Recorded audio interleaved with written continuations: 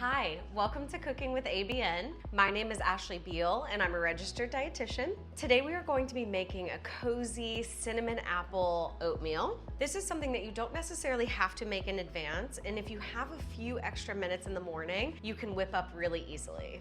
For ingredients today, we are actually going to create a cinnamon apple topping. So you will need 1 apple. That may get us about 1 to 2 servings, depending on how much you're making. So if you need more, grab more. And we will saute those apples with a little bit of butter, some cinnamon, and a sprinkle of sugar. To make our oatmeal today, I'm going to be using old-fashioned rolled oats. Now this does take a little bit longer, so you could always grab the instant oats instead, and that will just cut your cooking time. And when we're cooking those, yours will just cook a little faster, which could be a great option for those busy mornings. I'm gonna be cooking my oats in some kind of milk. You can choose whatever type of milk you like, or if you have another way that you like to make your oatmeal, you can do that too. Last but not least, I like to also mix in some peanut butter. The milk will go ahead and give us a little bit of extra protein and fat, but this peanut butter will really take it home, helping to keep us fuller longer and make the meal more satisfying. One other optional ingredient that you could also add if you feel like oatmeal is a little redundant in texture or you prefer to have some crunch on top, you could always sprinkle over a little bit of granola, just like you may have seen me do in some other recipes. So if that's something you're interested in, you'd also want to get out some granola. For equipment today, we are going to need a small pot for our oatmeal, unless you're planning to make more, and a mixing spoon. And then a medium-sized pan for sauteing our apples. I'm actually just gonna use the same mixing spoon for both since I'm going to mix them together anyway. You could also pull out 2 different mixing spoons if you prefer. Lastly, you will just wanna grab some kind of cutting board and medium knife to dice our apples. To get started, we are gonna start by dicing our apples so that way we can begin to saute them. As always, rinse it off. And I find a quick way to dice my apples is to just cut it down on each side, right by the core, like this. Lay it flat on the flat side, and I'll just cut it into slices, being very careful, doing the same with each piece. You could also keep these as slices if you want to have apple slices in your oatmeal, which would also be great and kind of mimic more of that apple pie style of sauteed apples. I like to keep mine bite-sized. So as I'm cutting, I will just turn my apple around and cut it in the other direction, very similar to how I do a lot of other fruits and veggies. So then you'll see I'll have some bite-sized pieces. I'll do that again. And last one, we'll do it lengthwise, cut it into a few slices. And if you are making them bite-sized like me, turn them around and just cut it in the other direction.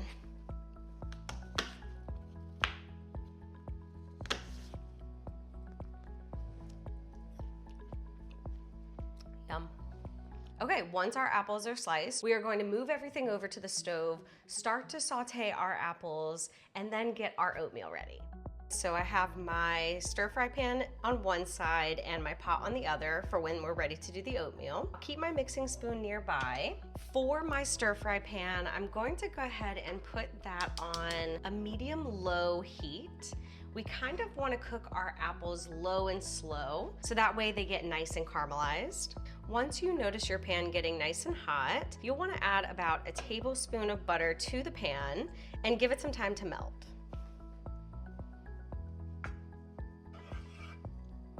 Once your butter is nice and melted, you will then add your apples.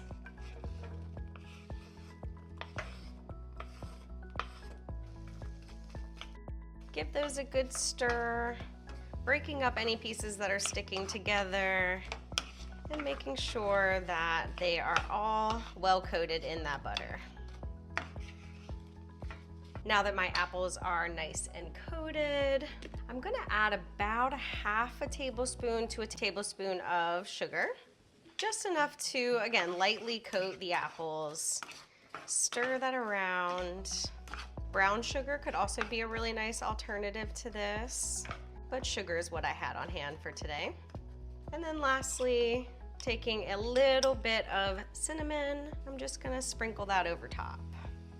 Being careful not to use too much just because cinnamon's a really strong flavor, but maybe you like a lot of cinnamon and that's fine too. So just a light coating over top, giving it a good stir. You should already start to smell some of the flavors blending together nicely. Once your apple pieces are well coated, we will get started on our oatmeal. Now to the pot that I'm going to be making my oatmeal, I will actually turn this on high heat just until I have the oats and the milk in a warm temperature, and then I'll reduce it. So while I have this heating up, I'm going to add my oats to it. I usually do anywhere from about a half a cup to a cup of oats. And then when you add your liquid to it, you just double it. So today I did a half a cup of oats, and I'm gonna do a full cup of milk.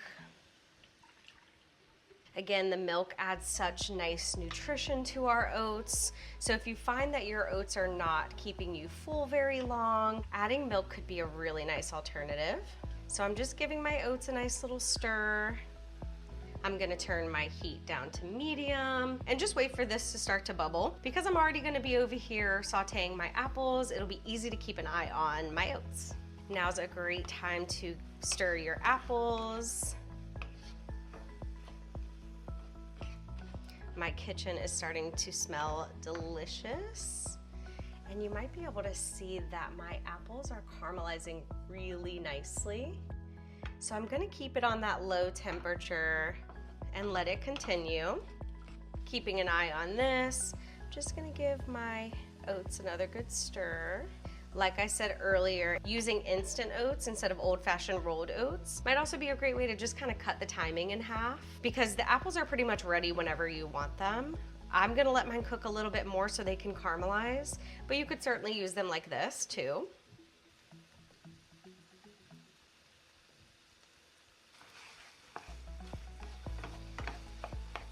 Once your milk is starting to bubble, you can see mine is doing that on the sides a little bit. This is where you'll just want to pay attention and stir a little bit more frequently just to prevent your oatmeal from burning on the bottom. And then just bounce back and forth, the apples to the oatmeal.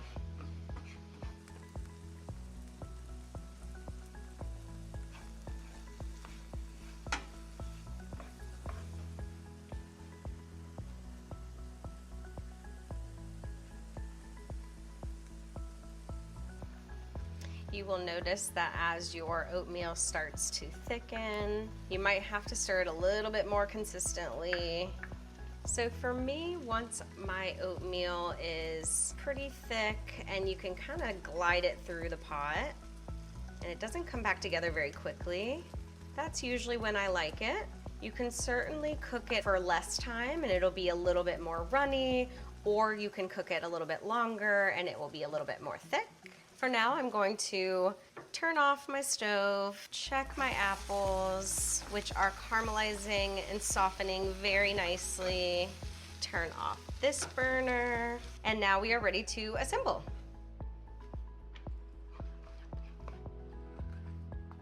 Okay, bringing my oatmeal and my apple topping over to the counter. I will grab my bowl, pour my oatmeal into the bowl.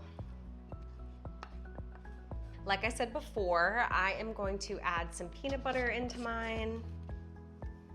Because I like the combination of cinnamon, peanut butter, and apple, I like to add a big spoonful of peanut butter. It will also melt really nicely with the warm oatmeal, making it much easier to mix in. Then I will take some of my apple topping and put it over top of the oatmeal and the peanut butter, using however much you want. Like I said, one apple usually makes about 1 to 2 servings, maybe not quite 2, but whatever I have left over, I can eat by itself. I can add it to my oats as I go on, or I can save it for later.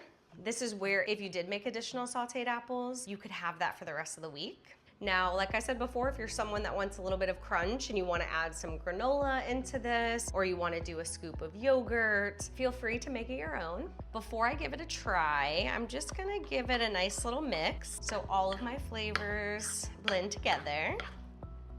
Now we can give it a try.